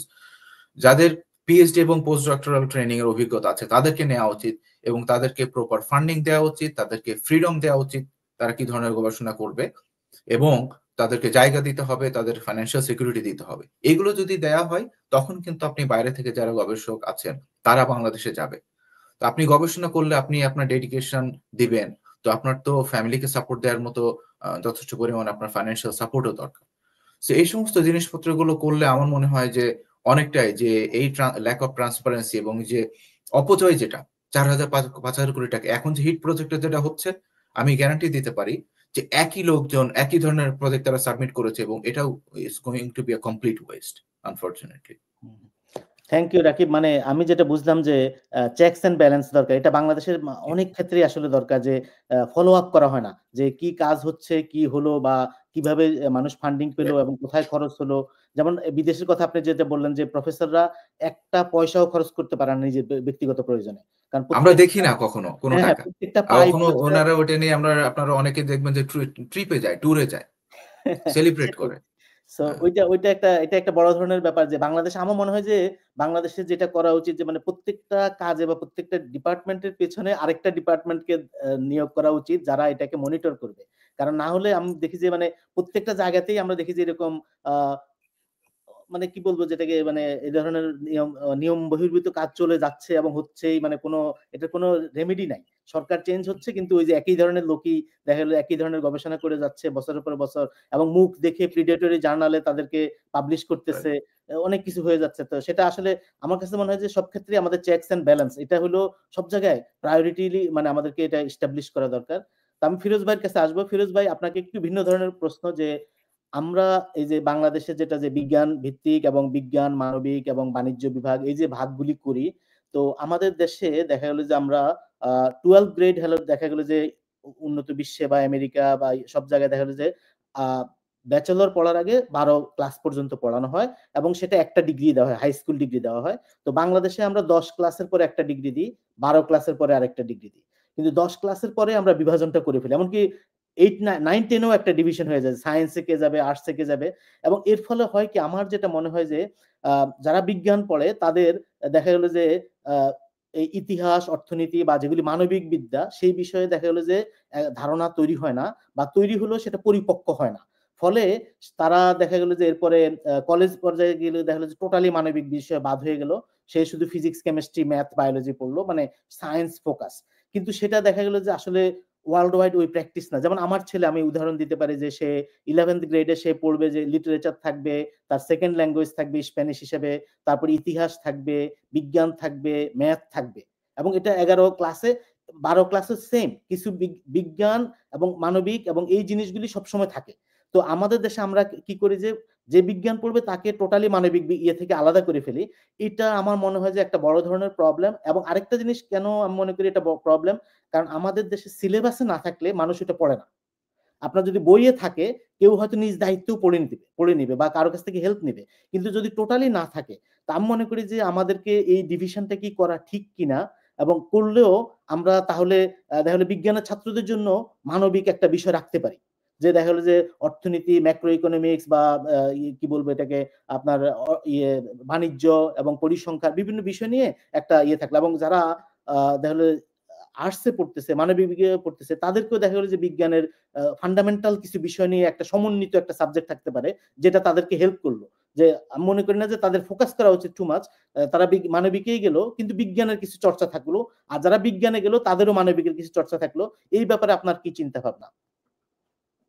মানে নাজিম, আমার মনে হয় যে আপনি এটা যথেষ্ট সুন্দরভাবে আলোচনা করেছেন এবং এই বিষয়ে আসলে আমার মনে হয় খুব বেশি যুক্ত করার কিছু নেই। মৌলিক কথাগুলো আপনি বলে ফেলেছেন, যে বিজ্ঞান যে ভবিষ্যতে যে বিজ্ঞানী হবে তারও মানে ইতিহাস অর্থনীতি এটা জানা দরকার। আবার যিনি একজন অর্থনীতিবিদ হবেন, বিজ্ঞানের প্রধান সূত্রগুলো তার জানা উচিত। এটা না হলে তো আসলে হয় না। এবং এই জানাটা এই কারণে গুরুত্বপূর্ণ যে যদি তিনি অর্থনীতিবিদ হিসেবে একটা পরিকল্পনা করতে যান, তাহলে মানে প্রযুক্তি আসলে কি কি রূপান্তর সমাজে আনবে সামনের 10 বছরে, কি কি জীবনের কি কি বদল হবে, কি কি জিনিস অপাঙ্ক্ত হয়ে যাবে, কি কি জিনিস প্রধান হয়ে দাঁড়াবে, এটা যদি তিনি না জানেন, তিনি অর্থনীতিবিদ হতে পারবেন না। তিনি হয়তো একটা সফল কোনো কিছুই ভালো হতে পারে তার কথা না। তার মানে হচ্ছে যে সব পেশার মানুষেরই অন্য বিদ্যাগুলোর মূল সূত্রগুলা, মূল নীতিগুলো অন্তত জানা দরকার। সেটা নিয়ে আমার কোনো মানে আমার মনে হয় যে আপনি অসাধারণ ভাবে বলেছেন এবং প্রধান কথাগুলো বলেছেন, এটা যুক্ত করার কিছু নাই। আমি রাকিবের কথার সাথে কিছু কথা যুক্ত করি যে আসলে যে আমাদের দেশে আমলাতন্ত্রটা কিরকম একটা সমস্যা, এটা একটা উদাহরণ বোঝা যাবে যে সারা দুনিয়াতেই মানুষ দুর্নীতি করে। দুর্নীতি হচ্ছে মানে যখন কারো একটা সুযোগ নেওয়ার সুযোগ সম্ভাবনা তৈরি হয়, তখন কিছু লোক সেটা নেবে, এটা থাকে। সেটাকে বন্ধ করার জন্য কাঠামো থাকে, আইন থাকে। কিন্তু কোন কোন দেশ এরকম হয় সেখানে আসলে কাঠামোটাই একটা দুর্নীতিগ্রস্ত, মানে আইনটা দুর্নীতি তৈরি করতে বাধ্য বা কাঠামোটা দুর্নীতি করতে বাধ্য। এখানে ব্যক্তি যদি ভালো মানুষ হয় সে চুপ থাকবে কিংবা সরে যাবে, কারণ কাঠামোটার বিরুদ্ধে ওই ব্যক্তি হিসাবে কিছু সে করতে পারে না, বাধ্য হয়ে সে চুপ করে যায়। আর তা না হলে সমাজে আসলে নতুন একটা বিপ্লবের চাহিদা তৈরি হয়, যেটার চাহিদা আমাদের তৈরি হচ্ছে। যেমন আমি একটা খুব সাম্প্রতিক কালের একটা উদাহরণ দেই। গত 10 বছরে বাংলাদেশের মানে NBR, national bureau of revenue, তারা কয়েকশো কোটি টাকার প্রযুক্তি কিনেছে সফটওয়্যার বাবদ। এবং আমাদের মানে মানে মানে খুব কিছু লোকের নাম শুনছি, অল্প কিছু মানুষের, যারা এই সফটওয়্যার গুলো সরবরাহ করে কাজ করেছেন। দেশি কোম্পানিগুলো, আমি আমার বুয়েটের আমার অধ্যাপক বন্ধুরা বলছেন যে দেশি কোম্পানিগুলো যদি এই কাজগুলো করতো, তারা হয়তো 5 কোটি 7 কোটি টাকা 10 কোটি টাকা এই কাজটা করতে পারতো। এটা কোনোটাতে 200 কোটি 300 কোটি টাকাও খরচ হয়েছে। এবং সেই সফটওয়্যার গুলোর বিদেশি কোম্পানির কাছ থেকে কেনার কারণে আপনাকে মেইনটেনেন্স কস্ট প্রতি বছরে হয়তো 100 কোটি টাকা দিতে হয়েছে। তো যেটা আপনি দেশে তৈরি করতে পারতেন, যেটা আপনার কাঠামো তৈরি করার সামর্থ্য ছিল, টেকনিক্যাল নোহাউটা আছে, বুয়েটের এই বিশেষজ্ঞদের সারা দুনিয়াতে দাম আছে, তারা খুব সহজেই বাইরে কাজ করেন, বিদেশি কোম্পানির কাজ দেশে বসে তারা করেন। কিন্তু দেশের একটা গুরুত্বপূর্ণ সংস্থায় যেখানে স্পর্শকাতর তথ্য আছে, সেখানে সফটওয়্যার সরবরাহের কাজ কিন্তু তারা পাচ্ছেন না। এই সিদ্ধান্তটা কে নিচ্ছে আমলারা। এবং আপনি খেয়াল করেন যে আমলারা এটা নিচ্ছে, কারণটা হলো যে এর ফলে সুবিধাটা যেটা, সেটা হলো এই সফটওয়্যার গুলো একটা কার্যকর হয়নি। মানে আমরা সফটওয়্যার কিনেছি বহু, কিন্তু কোনোটাই কার্যকরী হয়নি। যেটার কথা রাকিব বললেন যে তারা একই গবেষণা হয়তো বারবার করেন, একই সফটওয়্যারই বারবার কেনেন এবং সেগুলোর মেইনটেনেন্স কষ্ট কয়েক বছর ধরে দিয়ে যান, কিন্তু সেগুলো কাজ করে না, ফলে আবার নতুন কেনার চাহিদা তৈরি হয়। এইটার মানে আমার পরিচিত বুয়েটের কয়েকজন অধ্যাপক এটা নিয়ে রীতিমতো ধর্ণা দিয়েছেন যে বাংলাদেশের ইন্ডাস্ট্রিকে আপনারা এই কাজটা করতে দেন, তারা এটা কখনো দেয় না। এবং এখন এই মুহূর্তে একটা বিশ্বব্যাংকে একটা প্রকল্প আছে যেখানে $250 মিলিয়ন সফটওয়্যার কিনবে বাংলাদেশ 5টা বা 6টা খাতে। আমি এখনো খুব বিস্তারিত বিবরণ জানি না, মোটা দাগে এটা শুনলাম আমার এই বুয়েটের অধ্যাপক বন্ধুদের কাছে। মর্মান্তিক ব্যাপার যেটা, সেটা হচ্ছে যে এই শিল্প খাতের একজন পুরনো অভিজ্ঞ ব্যবসায়ী, যিনি কানাডাতেও এই ইন্ডাস্ট্রি করেছেন, আবার নানান কারণে দেশে আসছেন এবং দেশেও তিনি তার এই ইন্ডাস্ট্রিটা খুব লাভজনক এবং কার্যকর, একজন খুবই সম্মানিত একজন মানুষ, বুয়েটেরই ছাত্র ছিলেন। তো তার সাথে বুয়েটের এক অধ্যাপক আমাকে পরিচয় করে দিলেন যে ওনার সাথে কথা বললে আপনি অন্তত ইন্ডাস্ট্রির চিত্রটা পাবেন। তো সেই ভদ্রলোক অত্যন্ত পড়াশোনা করা মানুষ, এই ইন্ডাস্ট্রির মানুষ, তিনি আমাকে বললেন যে এই যে $250 মিলিয়ন ওয়ার্ল্ড ব্যাংক ঋণ দিচ্ছে, এটাতে হয়তো আমাদের $1 বিলিয়ন ক্ষতি হবে শেষ পর্যন্ত। কারণ আমি $250 মিলিয়ন এই যে সফটওয়্যার কিনবো, এইটার বিরাট একটা মেইনটেনেন্স কস্ট, সফটওয়্যারের মেইনটেনেন্স কস্ট প্রতি বছর আমাকে দিতে থাকতে হবে, যেখানে আসলে এখানকার দেওয়া সবগুলো সফটওয়্যার ওনার প্রতিষ্ঠানটাও বানিয়েছেন পৃথিবীর নানান দেশের জন্য এবং ভবিষ্যতেও বানাবেন, এবং এটা বুয়েটও পারে কিংবা ওই ইন্ডাস্ট্রিগুলো পারে। ব্যাপারটা এই না যে তারা ব্যক্তিগত স্বার্থে এটা চাচ্ছেন, তারা চাচ্ছেন বাংলাদেশের ইন্ডাস্ট্রিটার একটা বিকাশ এখানে ঘটুক। এখানে বাধা হয়ে দাঁড়াচ্ছে কিন্তু আমলাতন্ত্র। এবং এটা একটা মানে ব্যাপার যে তারা বলছেন যে এটার মধ্যে দুর্নীতিটা কি হয়, যে কাঠামোটা এনবিআর চায় না এটা খুব ঘটুক, কারণ এনবিআর এর মধ্যে আপনারা জানেন ব্যাপক অনিয়ম, দুর্নীতি কিংবা ক্ষমতার প্রয়োগ আছে। সেটার কারণে তারা চায় এটা যথাসম্ভব বিলম্বে হোক, এক। দুই হচ্ছে দেশি সফটওয়্যার কোম্পানিগুলো, ওনার বক্তব্য হচ্ছে তাদের অনেকেই হয়তো এটার পক্ষে থাকবে, কারণ ওই যে $250 মিলিয়ন মধ্যে $50 মিলিয়ন হয়তো তাদেরকেও কাজ দেওয়া হবে নানান খাতে, ফলে তারাও খুশি থাকবে, কিন্তু আমরা একটা ঋণের চক্রের মধ্যে পড়বো। আবার একই দেখেন আমাদের যে শিক্ষা সংস্কার, যে গত সরকার আমলে শিক্ষাক্রম একটা করার জন্য একটা কমিটি করা হলো, সেখানকার একজন বিশেষজ্ঞের কথা আমি বলি, উনি হাফিজুর রহমান, SM হাফিজুর রহমান, তিনি institute of education and research IER এর একজন অধ্যাপক, সবচেয়ে প্রবীণ অধ্যাপকদের একজন। তার একটা সাক্ষাৎকার বছর 3 আগে আমি পড়েছিলাম, এই যে শিক্ষাক্রমটা যখন নিয়ে গবেষণা হচ্ছে এবং কার্যকর হবার একটা পর্যায়ে আসছে, তিনি সাক্ষাৎকারে বলেছেন যে ওই কমিটিতে যারা সামান্য মাত্রায় সমালোচনা করেছে তাদেরকে আসলে পরবর্তী মিটিং আর ডাকা হয় নাই। তাহলে আপনি একটা জিনিস খেয়াল করেন যে আগে থেকে সিদ্ধান্ত হচ্ছে যে আমরা এই জিনিস রূপান্তর করবো, এই জিনিস বদল করবো, এই জিনিস পরীক্ষা নিরীক্ষা করবো, বিদেশ থেকে ফান্ড এসছে, ঋণ এসছে, সেই টাকা দিয়ে সচিবরা সিদ্ধান্ত নিচ্ছেন কিংবা কিছু আমলা সিদ্ধান্ত নিচ্ছেন, এবং বিশেষজ্ঞরা তারা বলছেন, উনি কিন্তু বেশি সাহস করেন নাই, বেশি সমালোচনা করেন নাই, বললেন যে যারা সমালোচনা করেছে তাদের সবাইকে বাদ দিয়ে দেওয়া হয়েছে, ফলে তিনি আর তেমন কিছু বলেন নাই। কিন্তু এইটুকুন হচ্ছে ওনার যে যারা যুক্তি তুলে ধরেছেন তাদের কাউকে কাউকে দায়িত্ব থেকে সরিয়ে দেওয়া হচ্ছে, এটা সুনির্দিষ্টভাবে উনি বলেছেন। এটা খুব মুশকিল। যখন ইংল্যান্ডের যিনি স্বাস্থ্য সচিব, তার কাজ হচ্ছে শুধু আমলাতান্ত্রিক কাজটা করা, যে রাজনৈতিক নেতারা কিংবা বিশেষজ্ঞরা যে সিদ্ধান্ত নিচ্ছেন সেই কাজটা বাস্তবায়ন করা তার দায়িত্ব, তিনি সিদ্ধান্ত নেন না। যেটা কথা রাকিব বললেন যে তার এটা জানার দরকার নাই, তার সব বিষয়ে বিশেষজ্ঞ হওয়ার দরকার নেই, কারণ তার কাজ হচ্ছে শুধুমাত্র ওই আমলাতান্ত্রিক অংশটা, কেরানির অংশটা বাস্তবায়ন করা। আমলা আসলে এক ধরনের কেরানি, উচ্চমানের কেরানি হওয়ার কথা। বিশেষজ্ঞ একজন সিদ্ধান্ত নেবেন, রাজনীতিবিদ সিদ্ধান্ত নেবেন, যেটা ইংল্যান্ডে হয়, যেটা নিউজিল্যান্ডে হয়, যেটা মার্কিন যুক্তরাষ্ট্র হয়। কিন্তু আমাদের দেশে সিদ্ধান্তটা তারা নেন, এবং এই সিদ্ধান্ত নেওয়ার প্রক্রিয়ার মধ্যে দিয়ে যেটুকুন দুর্নীতি হয় তার চাইতে অনেক বেশি হয় অপচয়। অপচয়ের কাঠামো আমরা গড়ে তুলেছি, যেখানে দেশের স্বার্থ, দেশের ভবিষ্যৎ চাহিদা এটা খুব গুরুত্বহীন থাকে। এবং যেটা এই সফটওয়্যারের বেলায় আমরা যেটা দেখতে পাচ্ছি, যে দেশের ইন্ডাস্ট্রিটা রাতারাতি দাঁড়িয়ে যেতে পারতো যেখানে, সেখানে আমরা আসলে বিদেশি প্রতিষ্ঠানের উপর নির্ভরশীল হচ্ছি। এবং এই বইটার অধ্যাপক আমাকে যেটা বললেন, যে খাতগুলোতে এবার বিনিয়োগ হচ্ছে সফটওয়্যার খাতে, সেগুলো সব আমাদের স্পর্শকাতর তথ্যের। আমরা জানি সামনের দিনটা ডেটার যুগ, যার কাছে যত ডেটা, যত স্পর্শকাতর তথ্য, সে তত বেশি রাজত্ব করবে, সে তত বেশি মানে রাজনৈতিকভাবে ব্যবহারও করতে পারবে, অর্থনৈতিকভাবে ব্যবহার করতে পারবে। তা আমরা সমস্ত ডেটা তুলে দিচ্ছি বিদেশিদের হাতে। আমার কিন্তু কোঅপারেশনে কোনো আপত্তি নেই। মানে আপনারা দেখবেন যে জাপান এত উন্নতি ঘটেছে, প্রয়োজনের সব জায়গাতে সে প্রয়োজনীয় বিশেষজ্ঞ বিদেশি জ্ঞানকে নিয়ে এসছে তাদের মেইজি বিপ্লবের সময় থেকে, কিন্তু কখনোই তারা নিয়ন্ত্রণ, ওই যে স্টিয়ারিং, হাল, এটা বিদেশিদের হাতে ছেড়ে দেয়নি। তো তার মানে আমি বলবো যে মানে যেটা কথাটা বললেন আমার খুব ভালো লেগেছে, আজকে আলোচনা শুরুর আগে আমি খুব গুরুত্ব দিয়ে বিবেচনা করছি যে বিদেশি অজস্র, বাংলাদেশের নাগরিক না, প্রবাসী না, বিদেশি অজস্র বিজ্ঞানীকে আমরা ব্যবহার করতে পারি, অধ্যাপকের জ্ঞান আমরা ব্যবহার করতে পারি, তাদেরকে আমাদের নিয়ে আসা দরকার। কিন্তু আমরা যেন একটা সমন্বিত জাতীয় পরিকল্পনার ভিত্তিতে আমাদের শিক্ষা, আমাদের প্রযুক্তি, বিজ্ঞান, এমনকি আমাদের কলা, ইতিহাস চর্চা, সেগুলোকেও ঢেলে সাজাতে পারি। মানে সব বিষয়ে আমাদের বাইরের মানুষের কাছে মেথোডোলজি বিষয়ে অনেক কিছু শেখার আছে। থ্যাংক ইউ ফিরোজ ভাই। হ্যাঁ, সেটাই আসলে আমাদের তো কাঠামো আছে, আমাদের ইউনিভার্সিটি আছে, আমাদের সবকিছুই আছে, আমাদের শুধু হলো শুরু করাটা বাকি। তো আমি রাকিবের কাছে ফিরে আসবো। রাকিব, আপনি তাহলে আমাদেরকে জানান যে বাংলাদেশের তাহলে এখন গবেষণার প্রায়োরিটি কি হওয়া উচিত, এবং বাংলাদেশে কিভাবে প্রবাসী বাংলাদেশীদের এক্সপার্টিস বা অভিজ্ঞতাকে আমরা কিভাবে কাজে লাগাতে পারি বাংলাদেশের গবেষণার জন্য? ধন্যবাদ নাজিম ভাই, অত্যন্ত গুরুত্বপূর্ণ প্রশ্ন। এবং ফিরোজ ভাই এবং আমরা যেটা আলাপ করেছিলাম যে আসলে আমলারা কিন্তু ঠিক করবে না যে কি কি ধরনের গবেষণা হবে।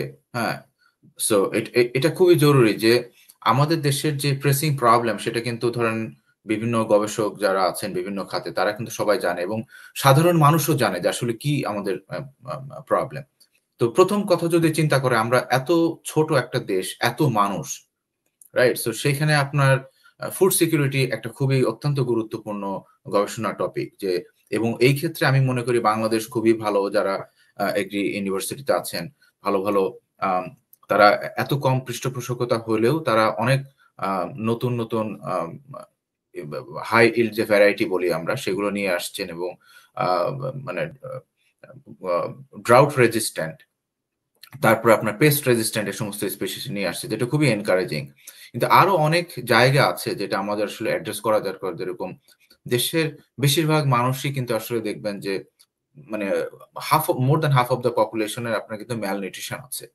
এদিকে আমাদের গবেষণা করা যেতে পারে যে আসলে কিভাবে জিনিসটাকে ইমপ্রুভ করা যেতে পারে। এই ধরনের পলিসি দরকার। ডিজিজ প্রিভেনশন, এবং এখন যেটা হয়েছে, আমি যেটা আপনাকে শুরুতে বলেছিলাম যে একটা সময় ছিল যে বাংলাদেশে কমিউনিকেবল ডিজিজ যেরকম ইনফেকশন, যে এগুলোর কারণে বাংলাদেশের মানুষের সাফারিং হতো, অনেক বেশি মানুষ মারাও যেত। এখন কিন্তু এটা চেঞ্জ হয়ে গেছে নন কমিউনিকেবল ডিজিজ, যে আমরা আগে মনে করতাম না যে হার্ট অ্যাটাক, স্ট্রোক উন্নত বিশ্বের রোগ। এটা কিন্তু বাংলাদেশে এই মুহূর্তে অবস্থা অত্যন্ত খারাপ। সেটা আমাদের জেনেটিক্স এখানে একটা স্ট্রং রোল প্লে করে।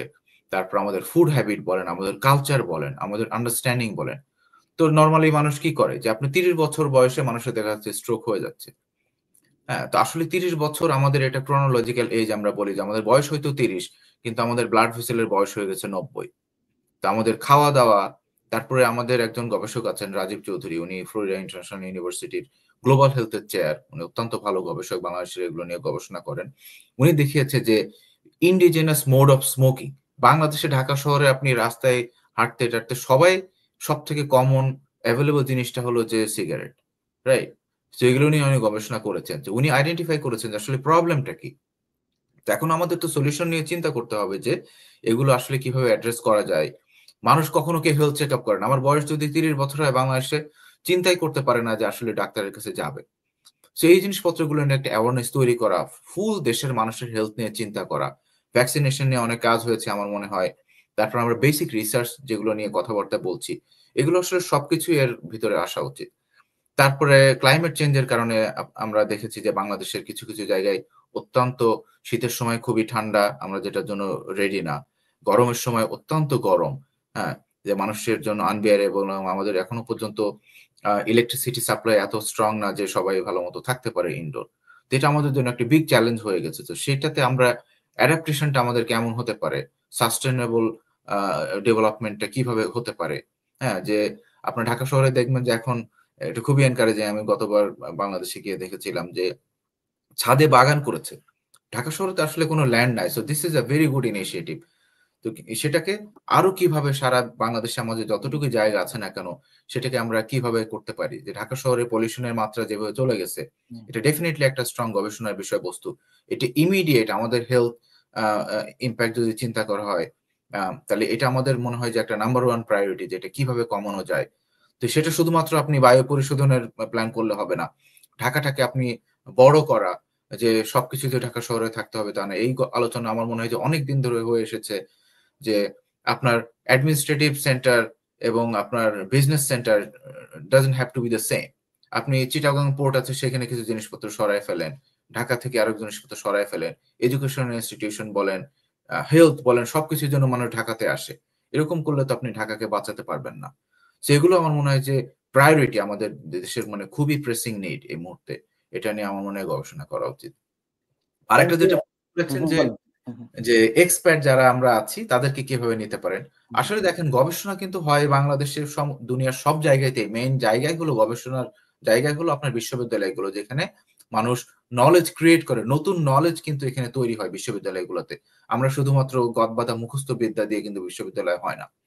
তো এখানকার মেইন যে প্রবলেম যেটা, যে ভালো আ গভে মা শিক্ষক নিয়োগ।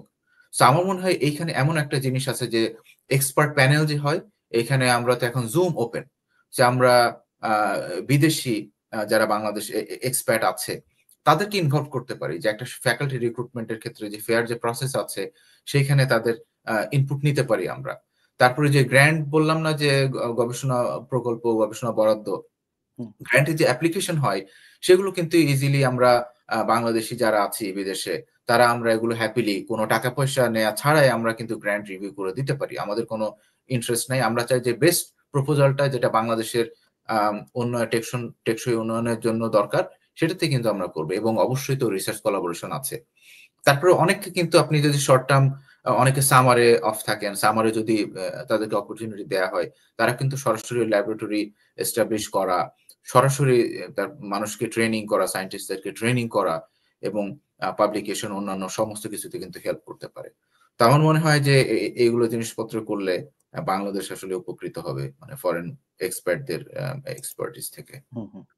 Thank you Rakib. হ্যাঁ, আরেকটা হলো যে আপনি যেহেতু ফার্মাসিউটিক্যাল সায়েন্সের, যে বাংলাদেশে এই যে ফার্মাসিস্ট নিয়োগ করার ব্যাপারটা, যে দেখা গেল যে সব জায়গায় ফার্মাসিস্ট নেই, ওষুধের দোকানগুলিতে ফার্মাসিস্ট নেই, ঠিক না? তো এই জিনিসটাও খুবই জরুরি, কারণ মানুষ নির্বিচারে ওষুধ গিলতেছে এবং দেখা গেলো যে অ্যান্টিবায়োটিক রেজিস্ট্যান্সের যে ব্যাপারটা, যে দেখা গেলো যে নিজের থেকেই আপনি ওষুধের দোকানে গিয়ে সরাসরি অ্যান্টিবায়োটিক নিয়ে নিতে পারতেছেন। তো এগুলির প্রোজ অ্যান্ড কনস দুইটাই আছে। দেখা গেলো যে সব জায়গায় ফার্মাসিস্ট রাখাটাও হয়তো এখনো আমাদের কালচারে আসে নাই, প্লাস হলো এই সিস্টেমটাই চালু হয় না। এমনকি হসপিটালেও ফার্মাসিস্ট নেই, যে হসপিটালে তো ফার্মাসিস্ট থাকা মাস্ট, যে ফার্মাসিস্ট ছাড়া অন্য কেউ ঔষধ ডিসপেন্স করবে না, এটা উন্নত বিশ্বের কোথাও নাই। কারণ ঔষধের ব্যাপারটা এত সিরিয়াস। আমরা কি করছি, আমরা প্রচুর ফার্মেসি গ্রাজুয়েট তৈরি করতেছি, কিন্তু তাদেরকে কাজে লাগাচ্ছি না। এই জিনিসটাও আমি মনে করি যে ফার্মাসিস্টদের এবং সবার কথা বলা উচিত। তো আমি ফিরোজ ভাইয়ের কাছে ফেরত যাব। ফিরোজ ভাই, তাহলে আমাদের শিক্ষাকে আমরা কিভাবে সুষম করতে পারি এবং বাংলাদেশের শিক্ষা সংস্কারের ভবিষ্যৎ আপনি কিভাবে দেখছেন? কারণ এই তত্ত্বাবধায়ক বা এখনকার যে ইন্টারিম সরকার, এটা তো বেশি দিন থাকবে না।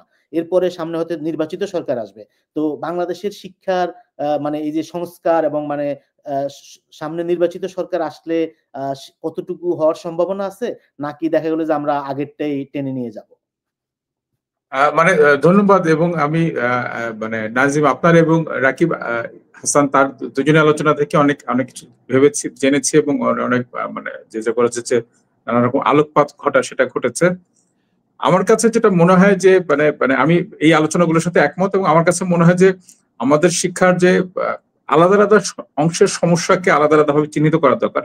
প্রাথমিক শিক্ষা আমাদের গোটা দেশে এক ধরনের সমস্যা আছে, সেটাকে আমাদের করা দরকার যে কিভাবে স্কুলে খাবার এবং শিক্ষা দুইটারই একটা মানসম্পন্ন বন্দোবস্ত করে আমরা স্কুলে শিক্ষার মান বৃদ্ধি করতে পারি, শিক্ষকদের বেতন বৃদ্ধি করে তাদের একটা মর্যাদা বান একটা জীবন তাদের জন্য নিশ্চিত করা, যাতে মানুষ শিক্ষকতা পেশায় আগ্রহী হয়। এটা একটা খুব জরুরি একটা কাজ। এবং তার সাথে তো পাঠ্যসূচি আছেই।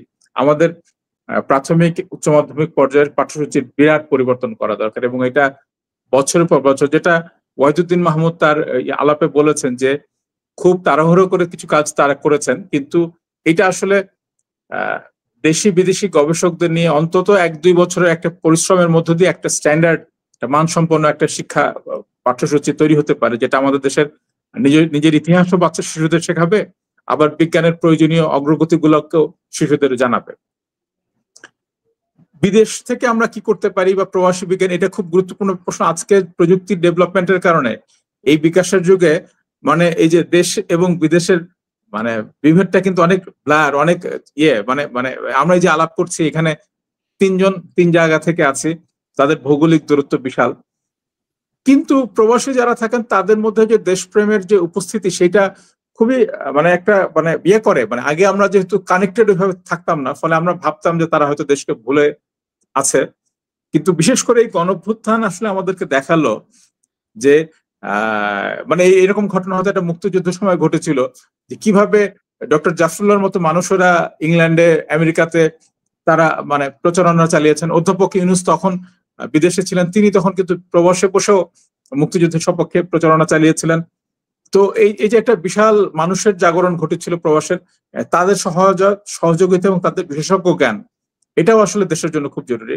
আমার কাছে মনে হয় যে প্রধান বিষয় যেটা, সেটা হলো দেশের চাহিদা নিরূপণ, এবং সেই অনুযায়ী বরাদ্দ করতে গেলে কারা কারা বাধা, তাদেরকে আমরা মানে কি বলবো এটাকে, যে তাদেরকে বাধ্য করতে পারছি কিনা যে না, শিক্ষা খাতে এই বরাদ্দ হবে এবং এটা তোমাকে মেনে নিতে হবে, এই বাধ্যটা করতে পারছি কিনা। আমার মনে হচ্ছে যে এইখানে বোধহয় একটা ঘাটতি আছে, যে আপনাকে যদি আসলে একটা গণঅভ্যুত্থান একটা বিপ্লব হতো বা বিপ্লবে আমরা রূপান্তর করতে চাই, এই বরাদ্দ শিক্ষা খাতে যাওয়ার পেছনে যারা বাধা, কিংবা এই যেটা রাকিব বললেন যে বিপুল পরিমাণ অপচয় হচ্ছে, আপনারা খেয়াল করবেন যে আমাদের দেশে রাকিবের কথা শুনতে শুনতে আমার মনে হলো যে ধরেন আমাদের যে আবহাওয়াবিদ যা আছেন দেশের, মানে আমাদের দেশে তো আনুষ্ঠানিকভাবে আবহাওয়াবিদ্যা তেমন একটা পড়ানো হয় না, এখানে উচ্চতর গবেষণার সুযোগ নাই, কিন্তু আমাদের যে আবহাওয়া পূর্বাভাসের যে বন্দোবস্ত আছে সেটা পুরোটাই আমলাতান্ত্রিক কায়দায় চালানো হচ্ছে।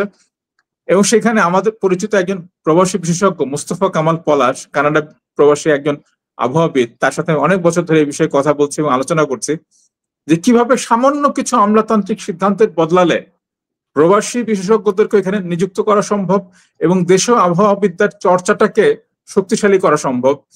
কিন্তু ওই যে এটা একটা আমলাতন্ত্রের খপ্পরে পড়ে আছে এবং তার মানে রাজনৈতিক সিদ্ধান্ত ছাড়া আপনি এখানে কোনো পরিবর্তন ঘটাতে পারবেন না। যে সংস্কার পুলিশে দরকার, মানে পৃথিবীর কোথাও পুলিশ এত অগণতান্ত্রিক কায়দায় চলে না। আপনি আপনারা যে দেশে থাকেন, যে কাউন্টিতে থাকেন কিংবা যে প্রদেশে থাকেন, কোথাও পুলিশের সাথে খোঁজ নিয়ে দেখবেন যে একজন পুলিশ কনস্টেবল হিসাবে যিনি আজকে 18 বছর বা 19 বছর বয়সে পুলিশে যুক্ত হচ্ছেন, তিনি 50 বছর বয়সে ওই দেশের পুলিশ প্রধান হতে পারেন নানান পরীক্ষা এবং পদোন্নতির মধ্য দিয়ে। বাংলাদেশের পুলিশ কনস্টেবলকে তাকে বড়জোর সে হাবিলদার হবে, এসআই হয়ে বড়জোর আপনি ওসি হবেন। মানে এই যে বিভাজন আমরা করি, এটা অগণতান্ত্রিক এবং এটার মধ্য দিয়ে আসলে দেশে একটা নিপীড়ন, দুর্নীতি এবং অস্বচ্ছতার একটা প্রক্রিয়া তৈরি হয় কলোনিয়াল শাসনের ধারাবাহিকতায়। ওইটা আমাদের শিক্ষার ক্ষেত্রে একইভাবে আটকে রেখেছে। এবং এখানে আসলে আমার কাছে মনে হয় যে অনেক বড় একটা বিপ্লবের প্রয়োজন এই ক্ষেত্রে। কিন্তু আমি ইতিবাচক একটা জিনিসকে মনে করি, আমরা শিক্ষার্থীদের নিয়ে প্রায় আলোচনা করি নাই, কিন্তু একটা জিনিস খেয়াল করেন, শিক্ষার্থীরা হয়তো বহু ক্ষেত্রে জানে না যে তাদের কি দরকার, কি তাদের চাহিদা। কিন্তু বাংলাদেশে সবচেয়ে বেশি নিপীড়িত বর্গগুলোর মধ্যে একটা হচ্ছে আমাদের শিক্ষার্থীরা। আপনারা যদি আবরার ফরহাদের কথা ভাবেন, আপনারা যদি ঢাকা বিশ্ববিদ্যালয়ের গণরুমের কথা ভাবেন, আপনারা যদি বাংলাদেশের প্রত্যেকটা শিক্ষা প্রতিষ্ঠানের ছাত্ররা গত 15 বছরে ছাত্রলীগের হাতে কিভাবে নিপীড়িত হয়েছেন, গণরুমে লেফট রাইট করতে বাধ্য হচ্ছে তাদের। মানে প্রায় আমি বলবো কনসেন্ট্রেশন ক্যাম্পও আসলে এর চাইতে অন্য কিছু। তো সেই রকম একটা পরিবেশের মধ্যে থেকে সেই গণরুমকে তার উচ্ছেদ করেছে, ওই গুন্ডাতন্ত্রকে তার উচ্ছেদ করেছে। কিন্তু এটা হচ্ছে ধরেন একটা আবেগের দিক, কিন্তু আপনি যদি এটাকে সমাজবিজ্ঞান দিয়ে আমাকে বলেন যে আপনি ব্যাখ্যা করেন ব্যাপারটা কি ঘটেছে, আমি বলবো যে বাংলাদেশের সবগুলো রাজনৈতিক দলের জন্য সামনের দিনে একটা বড় চ্যালেঞ্জ হচ্ছে বাংলাদেশের তরুণ সমাজকে এই পুরনো প্রাতিষ্ঠানিকৃত বা প্রাতিষ্ঠানিক কাঠামোগুলো দিয়ে ধরে রাখা যাচ্ছে না। সমস্যাটা হচ্ছে এটাই যে তরুণরাও অনেক সময় জানে না যে তারা কি চায়। সবচেয়ে ভালো বন্দোবস্ত সেটাই, যেখানে তরুণদের সামনের দিনের চাহিদা কি সেটা প্রতিষ্ঠানের যারা অভিজ্ঞ, যারা গবেষক, যারা বিশেষজ্ঞ, তারা নির্ধারণ করেন, ওই অনুযায়ী ক্রমাগত প্রতিষ্ঠানকে ঢেলে সাজাতে থাকেন। তার খাদ্য, তার পড়াশোনা, তার পোশাক, তার বাসস্থান সবকিছু এভাবে রূপান্তর হয়। ইংল্যান্ডের শিক্ষার ইতিহাস যদি দেখেন, জার্মানির যদি দেখেন, আমেরিকার যদি দেখেন, আগে থেকে একটা পূর্বকল্পনা থাকে, পরিকল্পনা থাকে। আমাদের দেশে আমাদের এই পরিকল্পনাটা যেমন উপর থেকে নাই, শিক্ষার্থীরাও জানে না যে তাদের কি কি দরকার। অল্প কিছু মোটা দাগে হয়তো তাদের ধারণা আছে, কিন্তু এইটা সুনিশ্চিতভাবে বলা যায় যে এই বিপুল শিক্ষার্থী সমাজ তারা পুরনো কাঠামোর মধ্যে আটকা পড়ে থাকতে আর রাজি না। ফলে আপাতত তারা হয়তো কম জানে, তারা হয়তো অনভিজ্ঞ, তারা পথ হাতড়ে হাতড়ে রাস্তা বের করে ফেলবে, এইটা আমার বিশ্বাস। এবং বাংলাদেশের শাসকদেরকেও সামনের দিন, এটা আমলাতন্ত্র বলি, এটা অন্যান্য সমস্ত শক্তিগুলোকে বলি, তাদেরকেও নানানভাবে আপোষে আসতে হবে যে ঠিক আছে, ছাত্রদের এই দাবি না মেনে, শ্রমিকদের এই দাবি না মেনে বা জনগণের এই দাবি না মেনে বাংলাদেশকে চালানো যাবে না। তখন আসলে হয়তো একটা দেখা যাবে যে আমরা নিজেদের দিকে তাকাবো আবার। তো ধন্যবাদ, এখানে আমি আমার বক্তব্য শেষ করছি। হ্যাঁ, থ্যাংক ইউ ফিরোজ ভাই, খুবই গুরুত্বপূর্ণ, কারণ সংস্কারটা আমার মনে হয় যে এখনো বজায় রাখতে হবে এবং এই সংগ্রামটা জারি রাখতে হবে। আপনি যেটা বললেন যে পলিটিক্যাল ফোর্স এবং পলিটিক্যাল রাজনৈতিক অঙ্গন থেকে এই দাবি সবসময় বজায় রাখতে হবে, সোচ্চার থাকতে হবে মানুষকে, যে শিক্ষা বিষয়ক সংস্কার বা সবকিছু সংস্কারের সাথে শিক্ষা সংস্কারটাও দরকার। আমি এই প্রসঙ্গে জাস্ট দুইটা প্রসঙ্গ বলবো যে বাংলাদেশে কয়েকটা মিসকনসেপশনও চালু আছে। যেমন ধরেন আপনার যে 1000 বছরের বাঙালি সংস্কৃতি, আমি মনে করি যে এটা একটা ভুল ধারণা। আমাদের বাঙালি বা ওই ভূমিটা আরো পুরানো এবং ভূমি, ওখানে মানুষ আরো আগে থেকেই ছিল। বাংলা ভাষাটা বা বাংলা আমরা যে 1000 বছর বলি, সেখানেও কিন্তু আমরা কিন্তু পুরো রিপ্রেজেন্টেশনটা দেখাই না। যে আপনি যদি বাংলা একটা বই দেখেন, যে 8ম শ্রেণী বা 10ম শ্রেণীর বা বলে কলেজের বই, যে বাংলা সাহিত্যের বই, সেখানে আমরা দেখা গেল যে ঈশ্বরচন্দ্র বিদ্যাসাগর থেকে শুরু করি যদি ভালোভাবে রিপ্রেজেন্ট করতে চাই। কিন্তু বাংলা ভাষা আমরা জানি যে চর্যাপদ থেকে শুরু হয়েছে। যে সেই 800-900 সাল থেকে। তাহলে 900, 1000 এই যে মানে আপনার যে 1200, 1300, 1400, 1500, 1600 এই যে শতক ওয়ারিও তো আমরা কিছু কবি সাহিত্যিকের রিপ্রেজেন্টেশন দেখতে পেতাম যে তারা কি লিখেছিল, আসলে বাংলা সাহিত্যটা কি। আমরা যদি সেগুলি দেখতাম, একটা পরম্পরা দেখতাম যে বাংলা সাহিত্য হুট করে কলকাতায় শুরু হয় নাই। এটা মানে আমাদের, এবং 1000 বছর বলি 1000 বছরের আসলে পুরানো। আমরা এভাবে দেখতে গেলে যে যে আমরা এই জিনিসটা আমি মনে করি যে বাংলা একটা লিটারেচারের বই পড়লে আমরা দেখি খুব সমকালীন লোকজনের কিছু বই বা কিছু লেখা আমরা সেখানে দেখতেছি।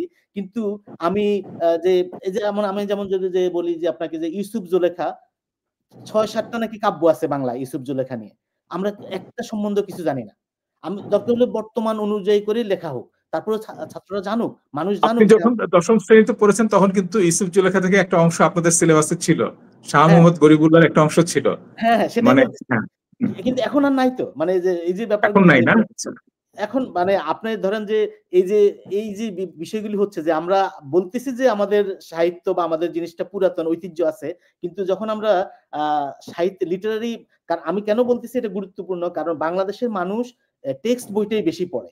টেক্সট বইয়ে রাইট, যা হ্যাঁ, আছে, যেমন আমি একটা অ্যানেকডোট আপনাকে বলতে পারি যে এক ছেলে নাকি যে বাংলায় অনার্স পড়তে গেছে ইউনিভার্সিটিতে, তো টিচার জিজ্ঞেস করছে যে ভাইবাতে যে তুমি কি কি উপন্যাস পড়ছো এই পর্যন্ত, বলে যে আমি লাল সালু আর আব্দুল্লাহ পড়ছি।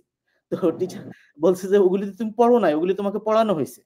তো আমার মনে হয় যে সব জায়গায়, এবং বিদেশিদের কাছে আমি শুনেছি যে বাঙালিদের সাথে দেখা হলে তারা বাঙালিরা জোর করে তাদেরকে জিম অ্যান্ড ডেলা বা মাদার ইন ম্যানভিলের গল্প শোনায়, এবং ওই বিদেশি যদি কোনো কারণে ওইটা না জানে তো ভাবে যে লোকটা তাহলে ভালো শিক্ষিত না, বা ব্যাপারটা হলো যে তো আমাদের একটা যে কনফর্মিটি আছে। এই বিষয়ে রাকিবের কথা শুনতে চাই যে ওনারা একজন বিজ্ঞানী হিসাবে সাহিত্যের গুরুত্ব কিংবা ইতিহাসের গুরুত্বকে কিভাবে দেখেন।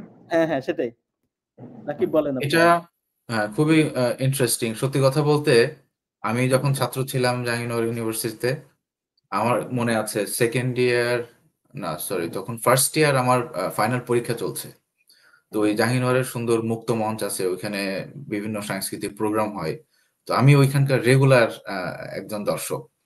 তো আমি ওই সময় আমার আগামীকাল পরীক্ষা, আর আজকে রাত 11টার সময় আমি মুক্ত মঞ্চ থেকে বের হওয়ার পথে যে স্যারের পরীক্ষা ওই স্যারের সাথে আমার দেখা।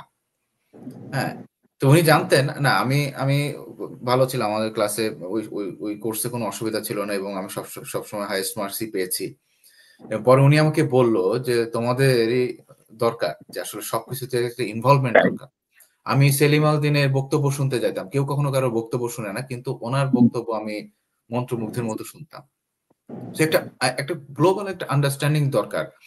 আসলে দেখেন, মানুষের জীবন, সোসাইটি, এগুলো তো আসলে আমাদের পার্ট। আমরা একটা সোসাইটিতে বিলং করি, এখানে আপনি সমস্ত কিছুকেই রাখতে হবে। যে আপনি যদি আলাদা আলাদা করি যে আমরা বিজ্ঞান পার্সু করি, এটা হলো আমাদের একটা ক্যারিয়ার, একটা এক্সপার্টিজের জায়গা, কিন্তু মানুষের একটা সোসাইটিতে ফাংশন করার জন্য আপনার সমস্ত কিছুরই একটা নলেজ থাকতে হবে। মানুষের জীবন কিন্তু জানে না যে ইকোনমিক্স কি, বিজ্ঞান কি, কোনটা কি কোনটা কি। আমরা এগুলো আর্টিফিশিয়াল ডিভিশন, যেটা আমাদের বোঝার সুবিধার্থে, আমাদের যাতে আমরা ভালো উন্নতি করতে পারি, প্রোগ্রেস করতে পারি, এই জন্য এগুলো ডিভিশন করা হয়েছে। এটা তো আসলে আমাদের বডিকে যদি জিজ্ঞেস করেন, body doesn't know anything. So এখানে যেটা হয় যে বাংলাদেশে একটা জিনিস আমি দেখেছি যেটা খুবই ট্রাবলিং, সায়েন্সের স্টুডেন্টরা অনেকে দেখা যাচ্ছে যে আমি ফার্মেসি পড়েছি, সত্যি কথা বলতে যে আমার অনেক বন্ধু বান্ধব আছে অন্যান্য ডিপার্টমেন্টের আমার ছিল, তাদের অনেকের কমপ্লেন ছিল যে আমাদের পোলাপাইন তাদেরকে খুব একটা ভালোভাবে দেখে না। আবার একটা ফিলোসফির ছাত্র, সে মনে করে যে সে দুনিয়ার সব ফিলোসফি সে জানে, আর অন্যান্য কেউ কিছু জানে না। এটা আসলে তাদেরও দোষ না, এটা তাদেরকে ফিট করা হয় এরকম যে টিচাররা তাদেরকে বলে যে তুমি সবকিছু এটা জানে, না জেনেও ভিতরটা দেখাচ্ছে ফুলে ফেপে এমন ভাবে উঠে যে তারা আসলে বলে না যে নিজের সেলফ অ্যাসেসমেন্ট যেটা, এটা থাকে না। তো ইউনিভার্সিটি আসলে মানুষের মুক্ত চিন্তার জায়গা। আমার মনে হয় এটা মানুষ আরো মুক্তভাবে চিন্তা করা উচিত। আমি কাউকে কোনো কিছু এনফোর্স করতে চাই না, কিন্তু এটা আসলে কিন্তু আপনি কাউকে ফোর্স করে শিখাতে পারবেন না। এটা আপনাকে চিন্তা করতে হবে, টেক আ স্টেপ ব্যাক, আসলে দেখেন যে আসলে জিনিসগুলো কি। জিনিসগুলো কিন্তু খুবই সিম্পল, কিন্তু আমাদের একটা যে ব্যারিয়ার আছে যে আমি ওই সাবজেক্টে পড়ি, আমি এটার সমস্ত কিছু জানি, আর দুনিয়ার কোনো সাবজেক্টই ম্যাটার করে না। এটা যদি বিশ্বাস না হয়, আপনি বাংলাদেশের ক্লাসরুম সিচুয়েশনের কথা মনে করেন। আপনি একটা ডিপার্টমেন্টে ভর্তি হয়েছেন, প্রথম দিন ওরিয়েন্টেশনে আপনার টিচার আপনাকে বলবে যে you are in the best department, এবং এটার থেকে আর ভালো কোনো ডিপার্টমেন্ট বাংলাদেশে নাই। আই মে বি রং, কিন্তু আমি জিনিসগুলো আমি জানি অনেকভাবে এটা করা হয়, আমার সামনে এটা করা হয়েছে আমি যখন শিক্ষক হয়েছি, এই জিনিসপত্রগুলো আমার কাছে মনে হয়েছে দিজ আর রং রিপ্রেজেন্টেশন, এবং এই জিনিসটা কন্টিনিউ করতে থাকে মানুষের ভিতরে। Thank you Rakib. আমার মনে হয় গ্লোবাল আন্ডারস্ট্যান্ডিং দরকার। হ্যাঁ হ্যাঁ, ফিরোজ ভাই আপনি যদি কিছু বলেন তাহলে আমরা এখানে শেষ করব। আপনার কোনো শেষ কিছু বলতে আমি একটা ছোট্ট বলি, সেটা হচ্ছে যে মানে একজন গণিতবিদের একটা বই পড়েছিলাম, apology of a mathematician, Hardy. উনি ছিলেন ওই যে বিখ্যাত ভারতীয় যে গণিতবিদ রামানুজন, তাকে যিনি আসলে প্রায় বলা যায় যে আবিষ্কার করেছিলেন। তো সেরকম একটা, এবং হার্ডি রামানুজন নিয়ে অনেক কাজ করেছে, একসাথে যৌথভাবে অনেক গুরুত্বপূর্ণ সব কাজ করেছেন। তো ওই বইটাতে হার্ডি একটা দারুণ কথা বলেছেন যে তিনি নিয়মিতভাবে, মানে ওই তার আত্মজীবনীটা পড়লে, গণিতবিদের এই আত্মজীবনী হিসাবে খুব ছোট একটা বই, পড়লে বোঝা যাবে যে তিনি খুব ঘনিষ্ঠ যোগাযোগ রাখতেন ওইখানকার কবিদের সাথে এবং দর্শনের মানুষদের সাথে। এবং গণিতবিদ হিসেবে তাকে, তার কবিতা পাঠ এবং তার দর্শনের পাঠ তাকে বিপুলভাবে উদ্বুদ্ধ করেছিল, তার চিন্তায় খোরাক জুগিয়েছিল। এবং এই তিনটার মধ্যে কোনটা শ্রেষ্ঠ, কবিতা, দর্শন নাকি গণিত, এটা নিয়ে তার আলোচনার সাথে একমত হওয়ার দরকার নেই। তো এই আলোচনাটা অসম্ভব একটা দার্শনিক তৃপ্তি দেবে। মানে এই গণিতবিদের আত্মজীবনীটাতে মনে হয় দর্শনের বই পড়ছেন, সেখানে তিনি বলছেন যে গণিত সবচেয়ে ভালো, কারণ গণিত কোনো কাজে লাগে না। এবং তারপর বলছেন যে গণিতের মধ্যে সেই অংশগুলো বেশি ভালো যেগুলো আসলে কোনো কাজে লাগে না, আর কিছু আছে নিকৃষ্ট গণিত যেগুলো বাস্তবে কাজে লাগে। এবং ওনার এক বন্ধু, সেও এক খুব বিখ্যাত গণিতবিদ, আমার নামটা এই মুহূর্তে মনে হচ্ছে, লিটল উড বা এরকম কিছু একটা নাম, তার তিনি ব্যাপক নিন্দা করছেন। যে কারণ হচ্ছে প্রথম বিশ্বযুদ্ধের সময় সে গণিত ছেড়ে চলে গেছে সেনাবাহিনীতে, সেখানে কামানের গোলা কিভাবে আরো বেশি দূর পৌঁছানো যায় সেই গবেষণা করছে। বলে এই যে বাস্তব কারণে সে গণিতের গবেষণা করছে, এটাকে সে রিডিকিউল করছে। তার খুব ঘনিষ্ঠ বন্ধু, তাকেও সে বিদ্রুপ করছেন এই বইটার মধ্যে একদম খোলামেলা ভাবে। এবং এটাতে কিন্তু বন্ধুত্বের কোনো অবনতি ঘটে নাই। এই যে উচ্চমন, কারণ যে পরস্পরের লেনদেন, এটার কারণে এটা সম্ভব হয়েছিল। এবং আসলে কোনো শিক্ষা সম্পূর্ণ হয় না যতক্ষণ না আসলে এই মানে তার মধ্যে গণিতের ছোঁয়া থাকে, তার মধ্যে দর্শনের ছোঁয়া থাকে, ইতিহাসের একটা গভীর জ্ঞান থাকে। যেমন মানে গেটে মনে করতেন ইতিহাসের জ্ঞানই সবচেয়ে গভীর জ্ঞান, এবং যে ইতিহাস জানে না সে হচ্ছে অশিক্ষিত। কিন্তু এইগুলো কিন্তু আসলে তাদের উচ্চমন্যত না, এটা হচ্ছে তাদের একটা গভীর উপলব্ধির ফল। মানে একটা বিদ্যার তাৎপর্য আমরা এটা বুঝতে পারি। তো মানে মানে ওনারা কিন্তু কাউকে ছোট করার জায়গা থেকে কথাটা বলেন না। এই মানুষগুলা, তারা বরং ওই জায়গা থেকে বিশ্ব সংসারকে দেখতে পেরেছেন। কেউ দর্শনের জায়গা থেকে, কেউ গণিতের জায়গা থেকে, কেউ হয়তো রসায়নের জায়গা থেকে গোটা দুনিয়াকে দেখতে পারে, এবং সেটা দেখা সম্ভব। যুক্তিবিদ্যা দিয়ে গোটা দুনিয়াকে আসলে কৃত্রিম ভাবে বানিয়ে ফেলা সম্ভব। তো মানে শিক্ষা তখনই সফল হবে যখন এই সামগ্রিকতার উপলব্ধিটা থাকবে। থ্যাংক ইউ ফিরোজ ভাই। তো আমারও একটা কথা মনে পড়ছে যে আপনার উইটগেনস্টাইন যে দার্শনিক, উনি বার্ট্রান্ড রাসেলকে একসময় জিজ্ঞেস করছিলেন যে mister Russell, will you please tell me whether I am an idiot or not? তো রাসেল বলল যে টাইম নিছে, যে আই নিড সাম টাইম। তারপরে টাইম নিয়ে তারপরে বললো যে 2-1 দিন পরে বা 1 সপ্তাহ পরে বললো যে না, তুমি ইডিয়ট না। তারপরে জিজ্ঞেস করলো যে তুমি কেন এটা জিজ্ঞেস করছো, কারণ কি? তুমি যদি ইডিয়ট বলতা তাহলে আমি অ্যারোনটিক্স পড়তে চলে যেতাম, ফিলোসফি আর পড়তাম। তো আজকে তাহলে আমরা এখানেই রাখি, এই নোট রেখেই। সবাইকে ধন্যবাদ। ফিরোজ ভাই আপনাকে ধন্যবাদ, রাকিব আপনাকেও ধন্যবাদ। খুব ভালো আলোচনা হলো। Thank you. আপনাদের দুজনকে ধন্যবাদ। হ্যাঁ, রাকিব ভালো থাকবেন, নাজিম ভালো থাকবেন, দেখা হবে নিশ্চয়ই। আপনারা ভালো থাকবেন। ধন্যবাদ দর্শকদের, সবাইকে ধন্যবাদ। ধন্যবাদ।